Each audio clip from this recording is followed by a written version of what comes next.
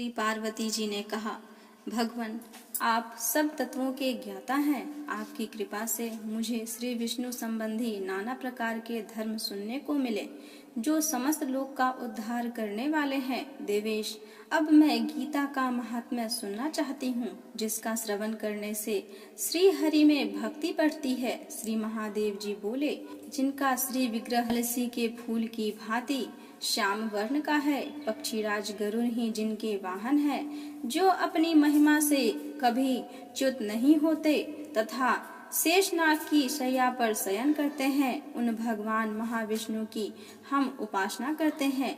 एक समय की बात है, मूर दैत्य के नाशक भगवान विष्णु शेषनाग के रमणीय आसन पर सुखपूर्वक विराजमान थे। उस समय समस्त लोगों को आनंद देने वाली भगवती लक्ष्मी जी ने आदर पूर्वक प्रश्न किया। श्री लक्ष्मी जी ने पूछा, भगवान, आप संपूर्ण जगत का पालन करते हुए भी अपने ऐश्वर्य के प्रति उदासीन से होकर जो इस क्षीर सागर में नींद ले रहे हैं, इसका क्या कारण है?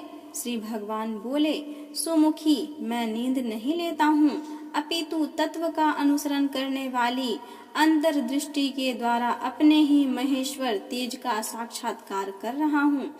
देवी, यह वही तेज है जिसका योगी पुरुष कुशाग्र बुद्धि के द्वारा अपने अंतःकरण में दर्शन करते हैं तथा जिसे मीमांसक विद्वान वेदों का सार तत्व निश्चित करते हैं। वह माहेश्वर तेज एक अचर प्रकाश स्वरूप आत्मरूप रोग शोक से रहित अखंड आनंद का पुंज निष्पंद तथा द्वैत रहित है। इस जगत का जीवन उसी के अधीन है, मैं उसी का अनुभव करता हूँ। देवेश्वरी, यही कारण है कि मैं तुम्हें नींद लेता सा प्रतीत हो रहा हूँ। श्री लक्ष्मी जी ने कहा, ऋषिकेश, आप ही योगी पुरुषों के ध्येय हैं। आपके अतिरिक्त कोई ध्यान करने योग्य तत्व है? यह जानकर मुझे बड़ा कौतूहल हो रहा है। इस चराचर जगत की सृष्टि और संहार करने वाले स्वयं आप ही हैं। आप सर्व समर्थ हैं। इस प्रकार की स्थिति में होकर भी यदि आप उस परम तत्व से भिन्न हैं, तो मुझे उसका बोध कराइए।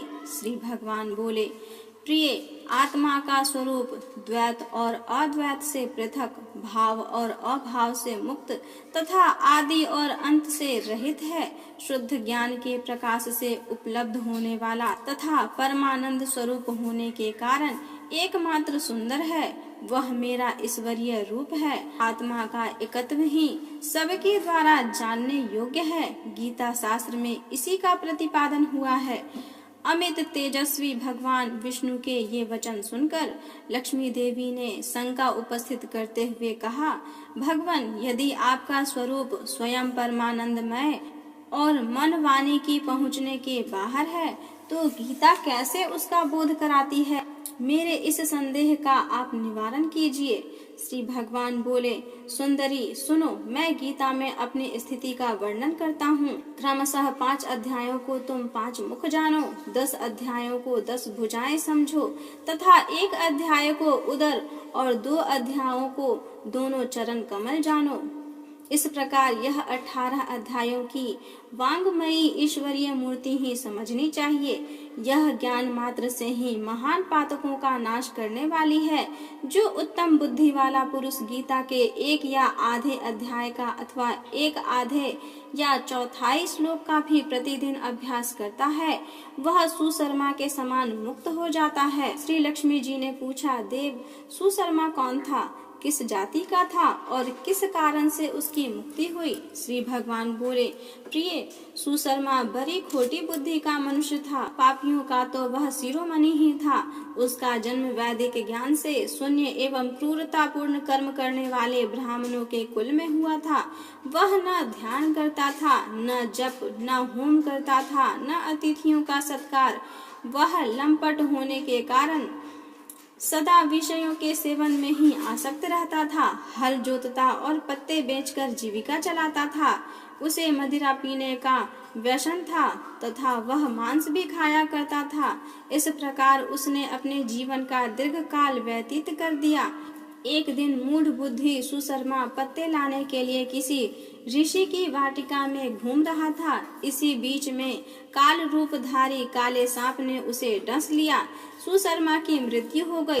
तदंतर वह अनेक नरकों में जा वहां की यातनाएं भोगकर मर्त्यलोक में लौट आया और वहां बोझ ढोने वाला बैल हुआ। उस समय किसी पंगु ने अपने जीवन को आराम से व्यतीत करने के लिए उसे खरीद लिया। बैल ने अपनी पीठ पर पंगु का भार ढोते हुए बड़े कष्ट से 7-8 वर्ष बिताए। एक दिन पंगु ने किसी ऊंचे स्थान पर बहुत देर तक बड़ी तेजी के साथ उस बैल को घुमाया। इससे वह थककर बड़े वेग से पृथ्वी पर गिरा और मूर्छित हो गया। उस समय वहां कुतूहल वश आकृष्ट हो बहुत से लोग एकत्रित हो गए। उस जन समुदाय में से किसी पुण्यात्मा व्यक्ति ने उस बैल का कल्याण करने के लिए उसे अपना पुण्य दान किया। तत्पश्चात कुछ दूसरे लोगों ने भी अपने अपने पुण्यों को याद करके उन्हें उसके लिए दान किया। उस भीड़ में एक वैश्या भी खड़ी थी। उसे अपने पुण्य का पता नहीं था, तो भी उसने लोगों की देखा देखी उस बैल के लिए कुछ त्याग किया। तदंतर यमराज के दूत उस मरे हुए प्राणी को पहले यमपुरी ले गए। वहां यह विचार कर कि ये वैश्या के दिए हुए पुण्य से पुण्यवान हो गया है, उसे छोड़ दिया जाए। फिर वह भूलोक में आकर उत्तम कुल और शील वाले ब्राह्मणों के घर में उत्पन्न हुआ। उस समय भी उसे अपने पूर्व जन्म की बातों का स्मरण बना रहा। बहुत दिनों के बाद अपने अज्ञान को दूर करने वाले कल्याण तत्व का जिज्ञासु होकर वह उस वैश्या के पास गया और उसके दान की बात बतलाते हुए उसने पूछा, तुमने कौन सा पुण्य दान किया था? वैश्या ने उत्तर दिया, वह पिंजरे में बैठा हुआ तोता प्रतिदिन कुछ पढ़ता है, उससे मेरा अंतःकरण पवित्र हो गया है, उसी का पुण्य मैंने तुम्हारे लिए दान किया था। इसके बाद उन दोनों ने तोते से पूछा। तब उस तोते ने अपने पूर्व जन्म का स्मरण करके प्राचीन इतिहास कहना आरंभ किया। सूक बोला, पूर्व जन्म में मैं विद्वान होकर भी विद्वता के अभिमान से मोहित रहता था। मेरा राग द्वेष इतना बढ़ गया था कि मैं गुणवान विद्वानों के प्रति भी ईर्ष्या भाव रखने लगा। फिर समयानुसार मेरी मृत्यु हो गई और मैं अनेकों घृणित लोकों में भटकता रहा। उसके बाद इस लोक में आया। सदगुरु की अत्यंत निंदा होने के कारण तोते के कुल में मेरा जन्म हुआ। पापी होने के कारण छोटी अवस्था में ही मेरा माता पिता से वियोग हो गया। एक दिन मैं ग्रीष्म ऋतु में तपे हुए मार्ग पर पड़ा था। वहां से कुछ श्रेष्ठ मुनि मुझे उठा लाए और महात्माओं के आश्रय में आश्रम के भीतर एक पिंजरे में उन्होंने मुझे डाल दिया। वहीं मुझे पढ़ाया गया। ऋषियों के बालक बड़े आदर के साथ गीता के प्रथम अध्याय की आवृत्ति करते थे। उन्हीं से सुनकर मैं भी बारंबार पाठ करने लगा। इसी बीच में एक चोरी करने वाले बहेलिये ने मुझे वहां से चुरा लिया। तत्पश्चात इस देवी ने मुझे खरीद लिया। यही मेरा वृतांत है जिसे मैं आप लोगों से बता दिया। पूर्व काल में मैंने इस प्रथम अध्याय का अभ्यास किया था, जिससे मैंने अपने पापों को दूर किया है। फिर उसी से इस वैश्या का भी अंतःकरण शुद्ध हुआ है और उसी के पुण्य से ये द्विज श्रेष्ठ सुशर्मा भी पाप मुक्त हुए हैं। इस प्रकार परस्पर वार्तालाप और गीता के प्रथम अध्याय के महात्म्य की प्रशंसा करके वे तीनों निरंतर अपने अपने घर पर गीता का अभ्यास करने लगे। फिर ज्ञान प्राप्त करके वे मुक्त हो गए। इसीलिए जो गीता के प्रथम अध्याय को पढ़ता सुनता तथा अभ्यास करता है, उसे इस भवसागर को पार करने में कोई कठिनाई नहीं होती।